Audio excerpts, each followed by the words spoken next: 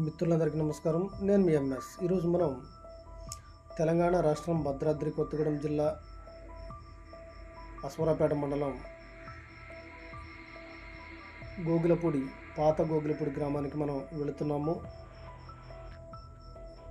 కారణమైన అభయారణ్యంలో ఒకే ఒక కుటుంబం ఉంటుంది. ఈ యొక్క కుటుంబాన్ని మనం చూడడానికి ఈరోజు అక్కడికి వెళుతున్నాము. వెళ్ళిన తర్వాత వివరాలను కూడా వారిని అడిగి పూర్తిగా తెలుసుకుందాము. Thank you.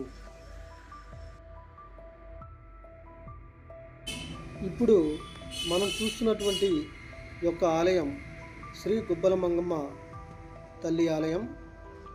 కోరుకున్న కోరికలు తీర్చే పొంగు బంగారం మన గుబ్బల మంగమ్మ అమ్మవారని చెబుతారు. గిరిజనులకు ఆరాధ్య దైవం.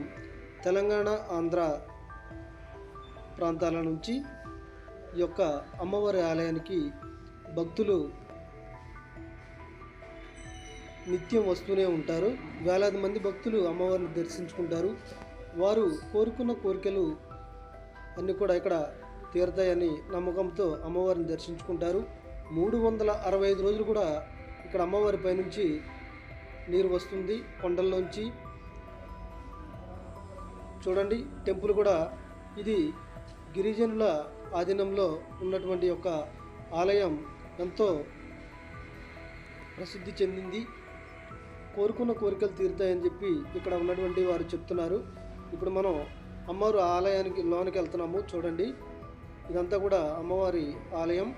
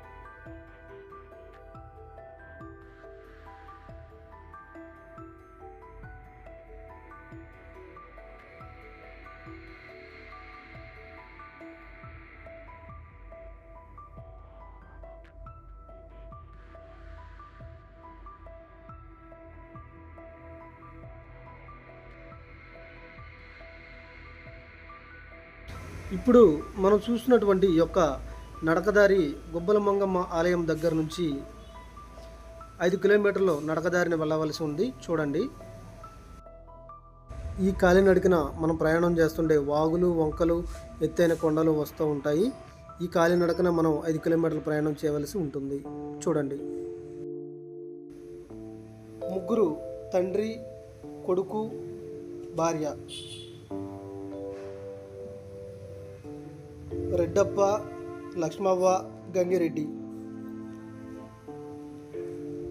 ఆవిడకు కళ్ళు కనిపించవు. కొడుకు ఇంకా పెళ్ళవలేదు. బాగా ముసలివారు.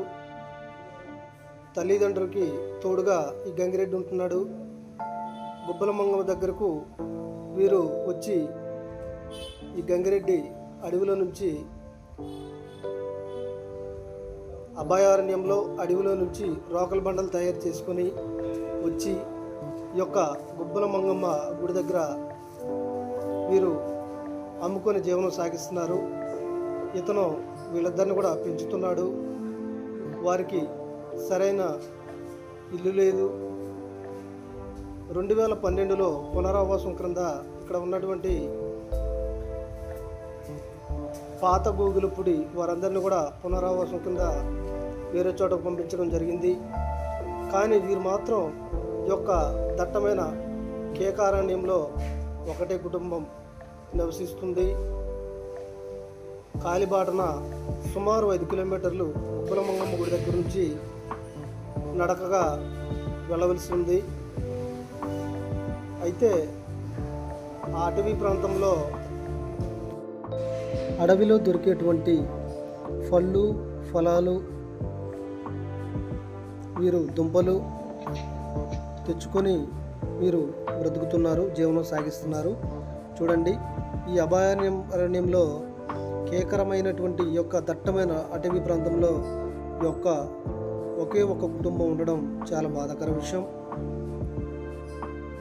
మనం సగం దూరం వచ్చేసాం. ఇప్పటికీ నడక ప్రయాణం సాగుతూ ఉంది. చూడండి, ఇక్కడ నీళ్ళు కూడా ఉన్నాయి. వాగులు, వంకలు, దట్టమైన అడవి ప్రాంతం నుంచి మనం వారి దగ్గరికి వెళుతూ ఉన్నాము.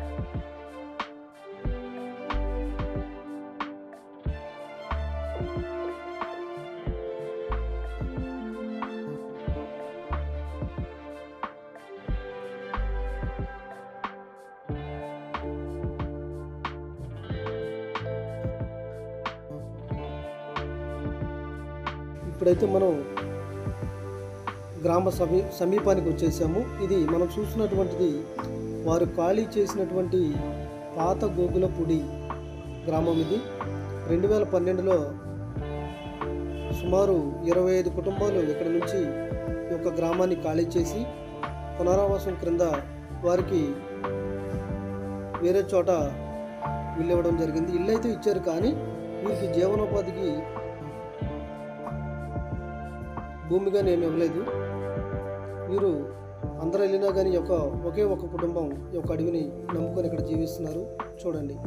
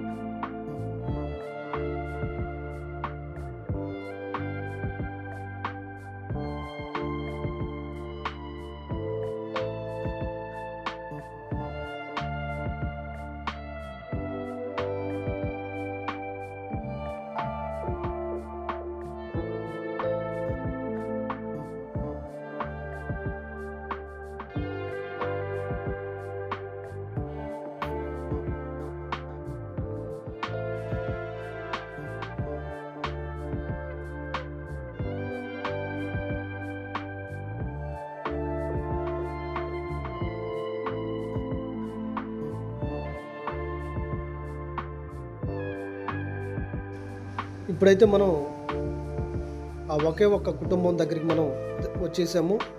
వారి యొక్క జీవన విధానము, వారు ఎలా జీవిస్తున్నారు, వారికి ప్రభుత్వం నుంచి ఏమైనా అందుతున్నాయా లేదా వారిని అడిగి మనం తెలుసుకుందాము.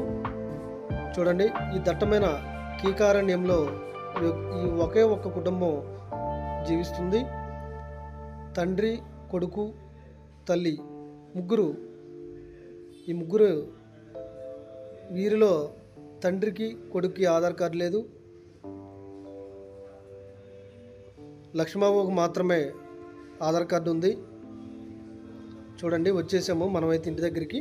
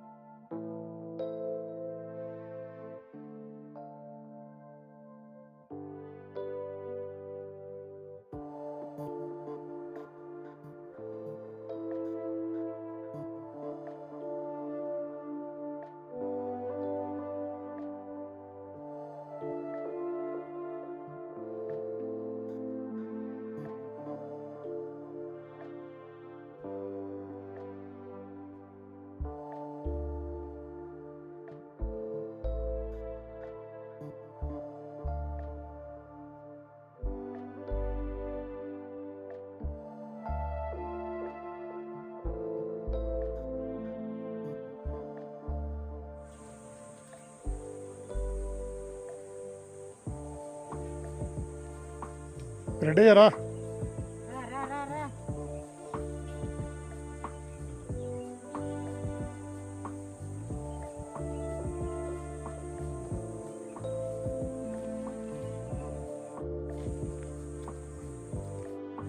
రా అమ్మా, అన్నోళ్ళు వెళ్తున్నారు అటు వెళ్ళండి.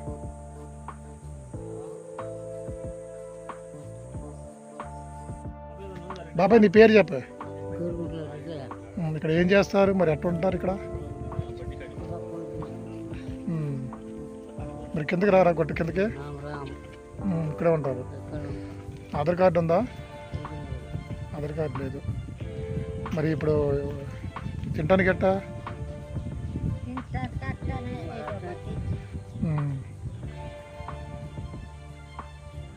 నీ పేరు ఏం పేరు?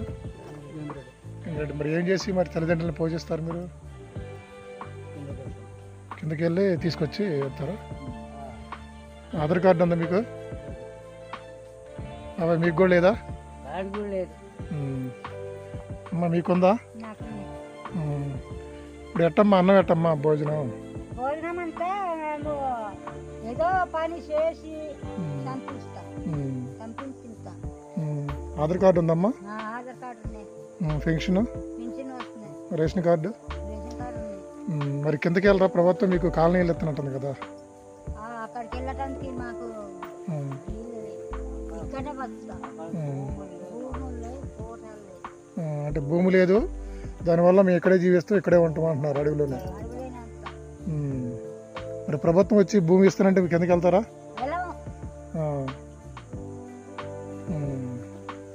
ఇప్పుడు ఎన్ని సంవత్సరాలు వస్తుందమ్మా మీరు ఇక్కడ? చాలా సంవత్సరాలే.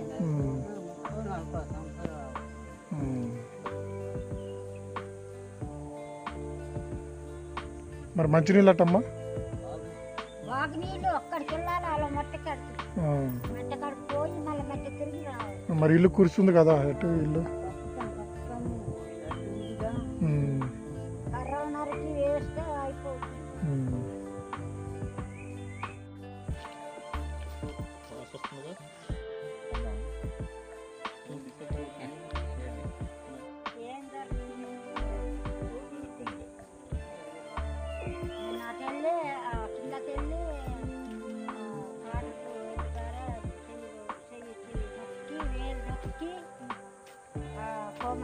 పోయి పచ్చిమిరపకాయలు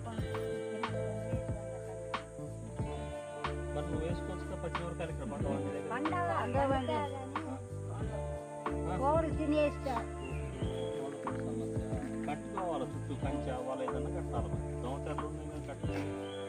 మిరపకాయల కోసం కూడా అక్కడికి పోవాలి, టమాటాల కోసం కూడా అక్కడికి పోవాలి.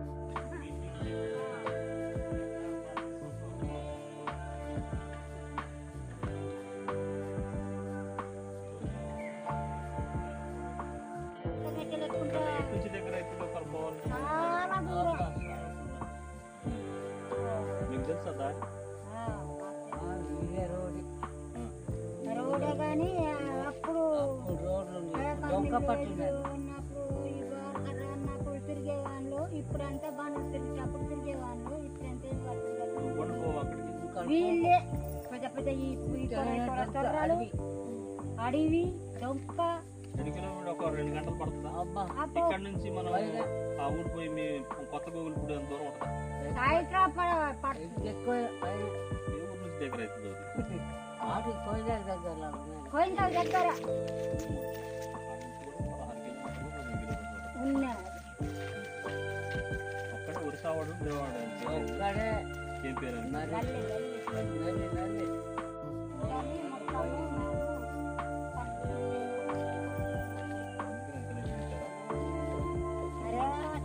ఇక్కడ డొంకాలు ఉంటే ఉంటారు కానీ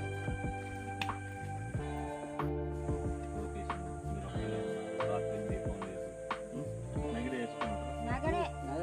వేసుకొని పడుకుంటారు. పడుకోవడం కూడా కిందనే. కిందనే ఎందుకు మరి ఒక మంచం చేసుకోవచ్చు కదా, చాలా కర్రలు ఉన్నాయి ఇక్కడ, వడ్డీ కూడా ఏదైనా పెట్టచ్చు.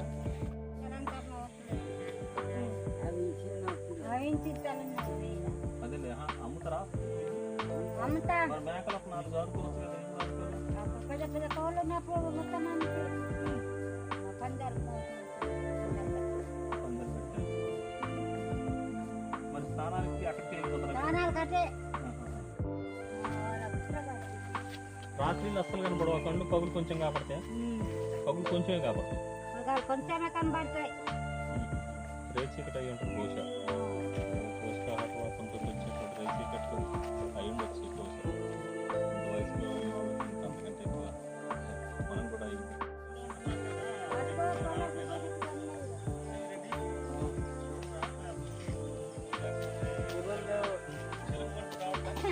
వీరిని కొండరెడ్లు అని చెప్పి అంటారు. చూడండి, ఈ దట్టమైన కేకారణ్యంలో వీరు ఒకే ఒక్క కుటుంబం ఉండటం చాలా ఆశ్చర్యకర విషయం. ఎందుకంటే ఇక్కడ నుంచి వాళ్ళు కిందకి వెళ్ళడానికి వాళ్ళు ఇష్టపడట్లేదు. ఇక్కడ ఉన్నటువంటి ఒక అరెకరం అటవీ భూమిని వీళ్ళు సాగు చేసుకుంటూ దానిలో జొన్నలు పండించుకుంటూ ఉంటున్నారు. అయితే వీళ్ళు ఇంటి మీద కప్పుకోవడానికి కూడా వేసుకునే గడ్డి వీళ్ళు ప్రక్కన వేశారు, దాన్ని వాళ్ళు పెంచుతున్నారు. మాకు ఏ భయం ఉండదు, ఏముండదు, మేము హ్యాపీగా ఉంటున్నాం ఇక్కడ అని చెప్పి చెప్తున్నారు. ఏదేమైనా సరే ఇటువంటి వారు ఈ ముగ్గురు ఇక్కడ ఉండటం అనేది కొంచెం మాకైతే చాలా బాధ కలిగింది. చూడండి,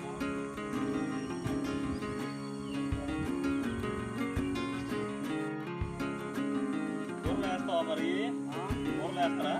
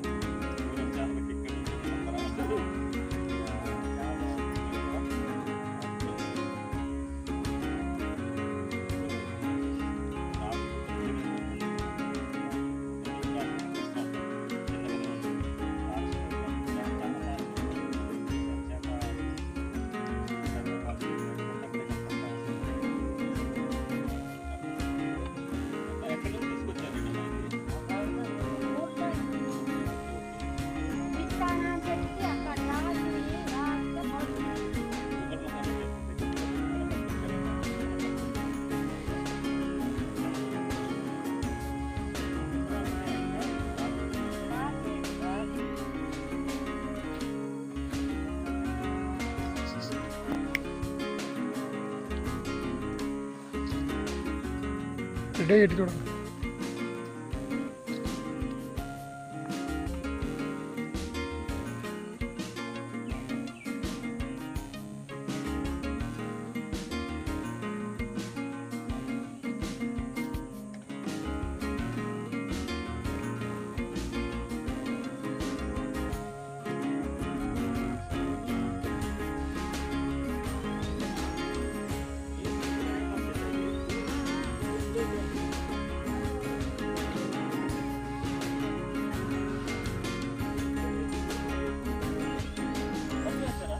అవునా చూడండి.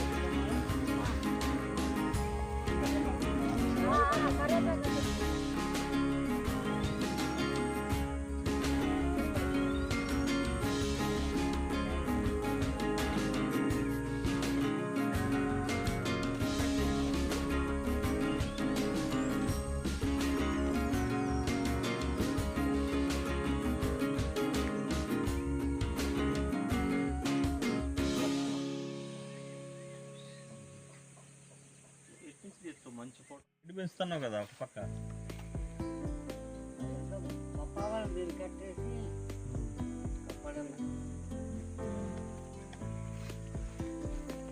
సీతాఫలకాయలు ఎండిపోయింది ఏంటి? పెరడిని ఎంత నీట్గా ఉంచారో లేకపోతే వీళ్ళకున్న పరిసరాలు ఎంత శుభ్రంగా ఉంచుకున్నారో చూడొచ్చు మీరు. నిజంగా హ్యాట్స్ ఆఫ్ ఇది ఎంగిరెడ్డి వీళ్ళకి వచ్చేటువంటి ఆదాయం ఏంటంటే అదొక్కటే ఉంది, వేరే లేదు. జీడి చెట్లు ఏ ఉన్నాయి రెడ్డి? జీడి చెట్లు ఎన్ని ఉన్నాయి? ఏ ఉన్నాయి ఇక్కడ వేసినావు కదా?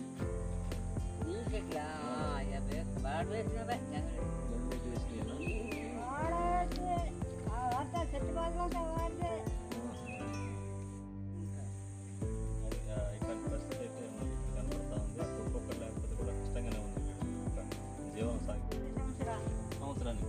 తుమ్మిడి అంటే బస్తా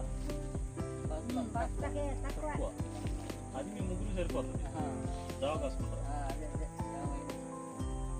బయట ప్రపంచంలో మాకు కాదు, బయట ప్రపంచంలో మాకు టన్నుల కొద్దిగా పండినా కూడా ఇంకా ఆశ సరిపోదు మాకు.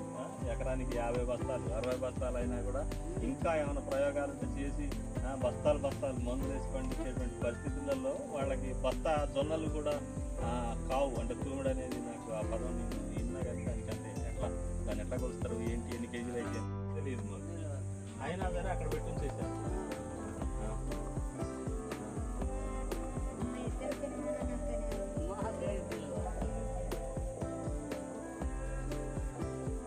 అది దాని గొప్పతనం తెలియకపోయినా దాని గురించి తెలియకపోయినా కూడా అది ఈ కోనలు దిగుతామాట. అది జాతీయ పతాకం ఓట్ల కోసం కాదు, మన జాతిని అంతటిని మన దేశానికి ఒక గుర్తు ఏదైనా ఉందంటే అదే అనమాట. మన దేశం మన దేశానికి ఒక ఏమంటాము చిహ్నం అని అంటే జాతీయ జెండా అనమాట. ప్రతి దేశానికి ప్రతి రాజులకి ఒక జెండా ఉంటుంది అనమాట. రాజులకు కూడా రాజ్యాలకు కూడా అట్లా ఒక్కొక్క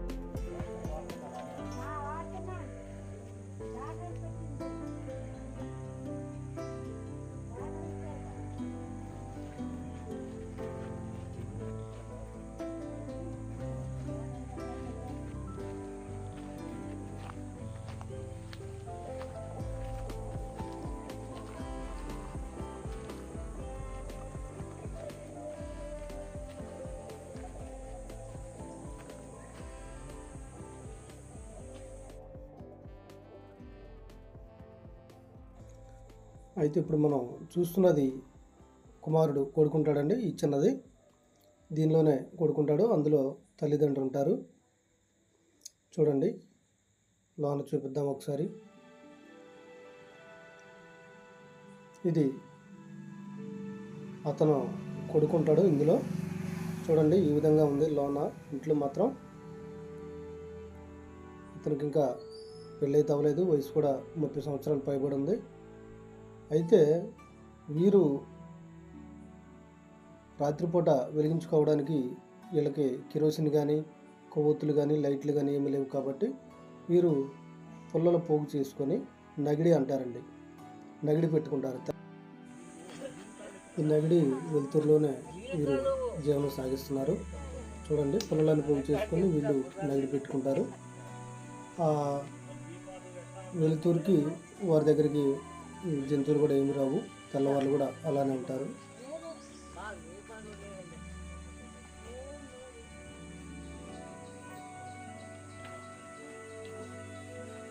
అయితే ఇది దట్టమైన అభయారణ్యం కాబట్టి ఇక్కడ ఎక్కువగా దోమలు అయితే విపరీతంగా ఉన్నాయి. చూడండి, మేమైతే చాలా ఇబ్బంది పడి అక్కడికి వెళ్ళడం జరిగింది, కానీ దోమలు మాత్రం బీభత్సంగా ఉన్నాయి. దోమ కుట్టిన చోట దద్దుర్లాగా వచ్చాయి మాకైతే. కానీ వీరు వీటన్నిటినీ తట్టుకొని ఇక్కడ ఉంటున్నారంటే చాలా గొప్ప విషయం.